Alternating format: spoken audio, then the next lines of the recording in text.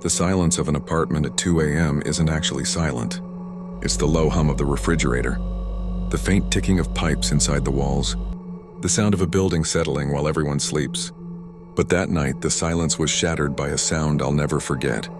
A low, rhythmic thudding. It was Sarah's head hitting the floor. I rushed out of my room and found Sarah collapsed near the bathroom door. Her forehead had been hitting the floor. She was clutching her stomach, curled up like she couldn't breathe. Her face the color of wet parchment. "Sarah?" I shook her shoulders. She tried to speak, but only managed this weak, gasping sound. Her phone was dead. Mine was at 2%. I tried calling emergency services, but the line kept ringing and ringing. In that moment of panic, I remembered the 24-hour pharmacy 3 blocks away. I didn't grab a coat. I didn't grab my shoes properly, just shoved my feet into loose sneakers. I stepped out at exactly 2:34 a.m. The air outside didn't feel like night air. It felt heavy, like breathing through a damp cloth. The streetlights were doing that rhythmic flickering, buzz, click, dark. As I turned the corner onto the main strip, I realized the city was too quiet. No distant sirens, no hum of tires, just the sound of my own frantic breathing. That's when I felt it, the prickle. It's that biological alarm bell at the base of your neck telling you that you are no longer the apex predator in the environment. I looked back. The street was empty, but the shadows behind the parked cars seemed thicker, like they were pooling together. I reached the medical store. The pharmacy was still open. A small green cross sign flickered above the door. Inside, the lights were harsh and bright, making everything look pale. There was only one man working behind the counter. He looked older, maybe late 50s or 60s, wearing a white coat that had faint stains on the sleeves. I rushed up to the counter.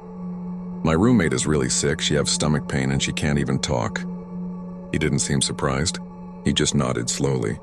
"Food poisoning, maybe," he said calmly. His voice was quiet, almost monotone. He turned around, opened a drawer behind the counter, and pulled out a small brown medicine bottle.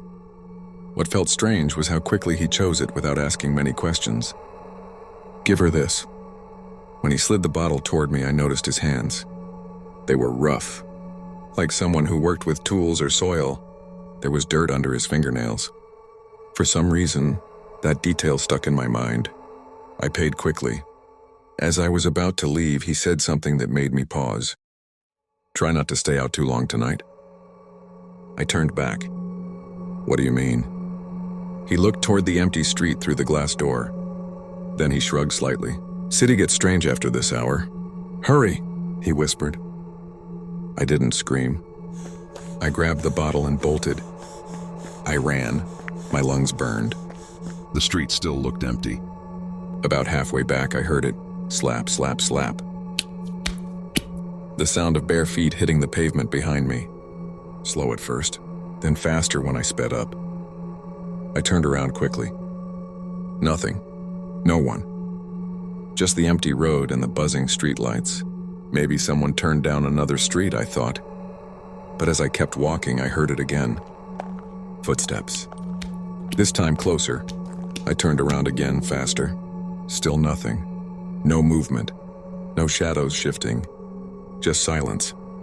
At that point, I stopped completely and listened. The street went quiet again, so I hurried the rest of the way home.